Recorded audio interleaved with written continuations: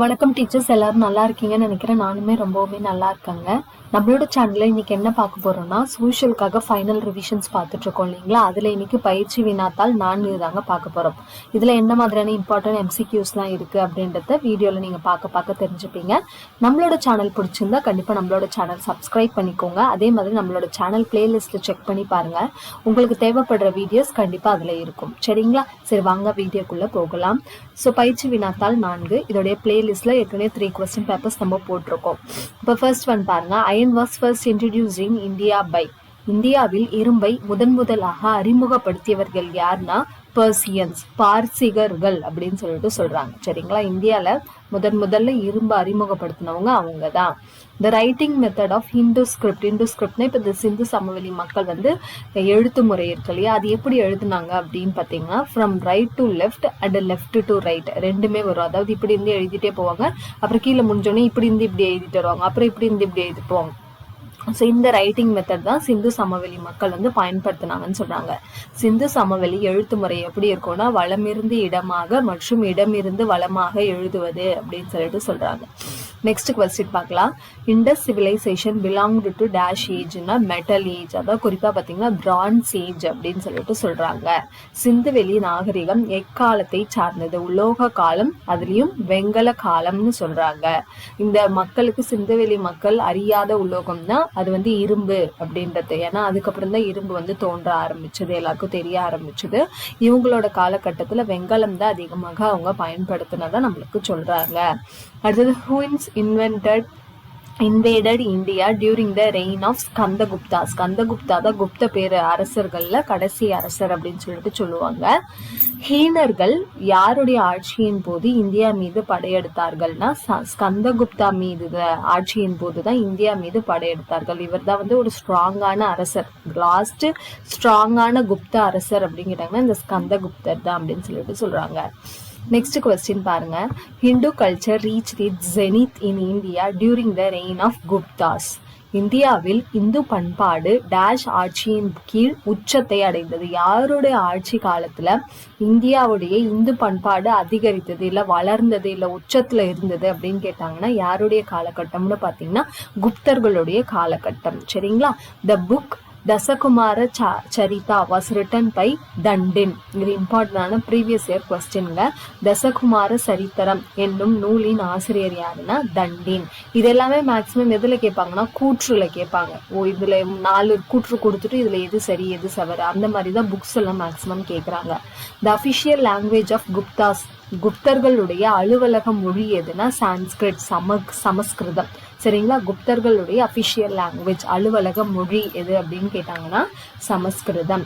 Dash the king of Ceylon was a contemporary of Samudragupta. Ilangai அரசர் dash சமுத்திரகுப்தரின் சமகாலத்தவர் அவர். அதாவது சமுத்திரகுப்தருடைய சமகாலத்தவர் இலங்கை அரசரான மேகவர்மன். இங்க Sri add பண்ணிக்கோங்க, ஸ்ரீ மேகவர்மன் இங்கிலீஷ்லயும். சரிங்களா? இவர் தான் சமுத்திரகுப்தருடைய சமகாலத்தவர்னு சொல்றாங்க.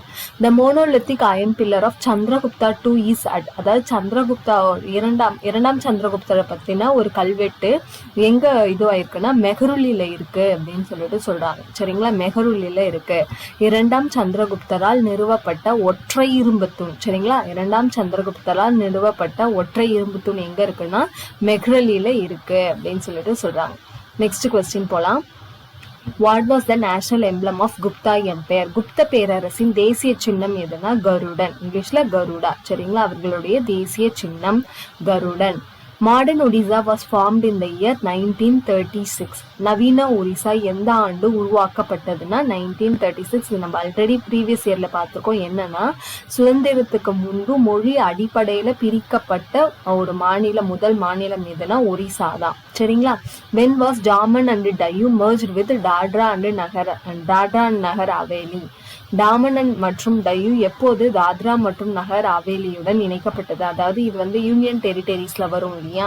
முதல்ல டாமன் அண்ட் டையூன்னு தனியா இருந்தது, அதே மாதிரி தாத்ரா நகர் ஹவேலின்னு தனியா இருந்தது. இப்போ இது ரெண்டுத்தையுமே ஒன்னா சேர்த்துட்டாங்க. அது எப்போ சேர்க்கப்பட்டதுன்னு சொல்றாங்கன்னா ஜனவரி 2020. ஓகேங்களா? ஜனவரி 2020 தான் இதை ஒண்ணு சேர்த்தாங்கன்னு சொல்றாங்க. அடுத்து பாருங்க. Article 5 of the constitution of India deals with what? இந்திய அரசியல் அமைப்பு சட்டப்பிரிவு 5 எதை கையாள்கிறது? இந்த ஆர்டிக்கல் எல்லாமே ரொம்பவுமே இம்பார்ட்டன்ட்ங்க, தயவு செஞ்சு பார்த்து வச்சுக்கோங்க. ஆர்டிக்கல் 5 எதை பத்தி சொல்லுதுன்னா இந்தியன் சிட்டிசன்ஷிப், அதாவது இந்திய குடியுரிமையை பத்தி குறிப்பிடுற ஒரு விதி தான் வந்து சட்டப்பிரிவு தான் வந்து 5 விதி 5ன்னு சொல்றாங்க. By what name or names is our country mentioned in the Indian Constitution? இம்பார்ட்டன்டான ப்ரீவியஸ் இயர் கொஸ்டின். அதாவது இந்திய அரசியல் அமைப்பில் குறிப்பிடப்பட்டுள்ள இந்தியாவின் பெயர் யாது? அது எப்படி குறிப்பிட்டிருக்காங்கன்னா இந்தியானும் குறிப்பிட்டிருக்காங்க, இல்லைன்னா பாரத் அப்படின்னு குறிப்பிட்டிருக்காங்க விதி 1 படி. சரிங்களா? இந்தியா மற்றும் பாரதம் இந்த பெயர்கள்ல தான் அரசியல் அமைப்பு சட்டத்துல எழுதியிருக்காங்கன்னு சொல்றாங்க. நெக்ஸ்ட் கொஸ்டின் நம்ம பார்க்கலாம். நெக்ஸ்ட் பாருங்க, the executive power of the state is vested with the. மாநிலத்தின் செயல் அதிகாரம் யாரிடம் உள்ளதுன்னா ஆளுநரிடம் உள்ளது. சரிங்களா? கவர்னர். மாநிலத்தின் செயல் அதிகாரம் கவர்னர் கிட்ட இருக்கு. the governor of the state is dash. மாநிலத்தின் ஆளுநர் என்பவர் யார் அப்படின்னு பாத்தீங்கன்னா constitutional head of the state. மாநிலத்தின் அரசியல் அமைப்பு தலைவர் அப்படின்னு யாருன்னு கேட்டாங்கன்னா அந்த மாநிலத்தினுடைய ஆளுநரை தான் நம்ம சொல்லணும், governor of the state. Tamil Nadu legislative assembly consist of dash members. இது ஒரு இம்பார்ட்டன்டான கொஸ்டின், கூற்றுல கேட்டிருந்தாங்க ப்ரீவியஸ் இயர் கொஸ்டின்ல. தமிழ்நாடு மாநில சட்டமன்றத்தில் தேர்ந்தெடுக்கப்பட்ட உறுப்பினர்களின் எண்ணிக்கை என்னன்னா 234, 234 மெம்பர்ஸ். ஓகேங்களா? 234 மெம்பர்ஸ். அடுத்து பாருங்க, which article deals with state legislature? மாநில சட்டமன்றத்தை பற்றி குறிப்பிடும் விதி எதுனா ஆர்டிகல் 168. சரிங்களா? 168.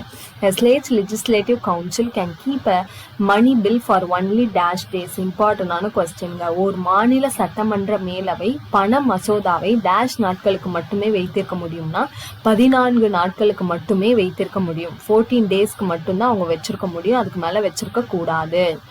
அடுத்து பாருங்க, the council of minister in a state is collectively responsible to dash. மாநில அமைச்சர்கள் டேஷ் கூட்டு பொறுப்புடையவர்கள்னா சட்டமன்றத்துக்கு பொறுப்புடையவர்கள் விதி 164 படி. சரிங்களா? லெஜிஸ்லேட்டிவ் அசம்பிளிக்கு அவங்களாம் ரெஸ்பான்சிபிள் யாரு? Councils of ministers according to article 164. அடுத்து பாருங்க, Bomdila pass is located in the state of Arunachal Pradesh. Bomdila கணவாய் அமைந்துள்ள மாநிலம் எதுனா அருணாச்சல பிரதேசம். அருணாச்சல பிரதேசம். அடுத்த கொஸ்டின் பார்க்கலாம். Which layer of atmosphere is rich in ozone? வளிமண்டலத்தில் எந்த அடுக்கில் அதிகமாக இது ஓசோன் உள்ளது, ஓகே அந்த இது உள்ளது அப்படின்னு சொல்லிட்டு கேட்குறாங்க. ஸ்ட்ரோட்டோஸ்பியர். சரிங்களா? ஸ்ட்ராட்டோஸ்பியர். UNFCCC ஸ்டாண்ட்ஸ் ஃபார் அப்ரிவேஷன்லாம் இம்பார்ட்டன்ட்ங்க. United nation framework convention on climatic change. அடுத்தது Kalsubai is the highest peak in the state of Maharashtra. அதாவது மகாராஷ்டிரா மாநிலத்தில் அமைந்துள்ள மிக உயரமான சிகரம் எது அப்படின்னு கேட்டாங்கன்னா கல்சுபாய். சரிங்களா? மகாராஷ்டிராவில் அமைந்துள்ள ஹையஸ்ட் பீக் எதுன்னு கேட்டாங்கன்னா Kalsubai. The height of Anamudi from the mean sea level is. அதாவது ஆனைமுடி அந்த மலை இருக்கலையா அதனுடைய உயரம் கேட்குறாங்க. கடல் மட்டத்திலிருந்து ஆனைமுடியின் உயரம் என்னன்னா 2695 metre. 2695 metre. The chairman of NITI Aayog is. NITI ஆயோக்கின் தலைவர் யாருன்னா நம்மளோட பிரைம் மினிஸ்டர் தான் நித்தி ஆயோகோட தலைவர், இந்திய பிரதமர். அவர் தான் நம்ம நித்தி ஆயோகுடைய சேர்மன் இல்லைன்னா தலைவர் அப்படின்னு சொல்லிட்டு சொல்லுவோம். ஜவஹர்லால் நேரு செட் அப் த பிளானிங் கமிஷன் 1950. ஜவஹர்லால் நேரு எந்த ஆண்டில் திட்டக்குழுவை அமைத்தார்னா 1950. District Rural Development Agency was set up in the year 1980. மாவட்ட ஊரக வளர்ச்சி முகமை தோற்றுவிக்கப்பட்ட ஆண்டு எதுன்னு கேட்டாங்கன்னா 1980. அடுத்த கொஸ்டின் பாருங்க. In 1944 the Gandhian plan was formulated by Shriman Narayan. 1944 Gandhian திட்டத்தை உருவாக்கியவர் யாருன்னா ஸ்ரீமன் நாராயண். அடுத்த question, the model adopted in the second 5-year plan. அதாவது செகண்ட் 5-year பிளான்கான இயர் என்னன்னா 1956 இருந்து 1961 வரைக்கும். அந்த மாடலை வந்து அறிமுகப்படுத்தினது யாருன்னா மெஹலனோபிஸ் மாதிரி. சரிங்களா? மெஹலனோபிஸ் இம்பார்ட்டன்ட். 2வது 5ஆண்டு திட்டத்தில் உருவாக்கப்பட்ட மாதிரி எது? மெஹலனோபிஸ் மாதிரி. சரிங்களா?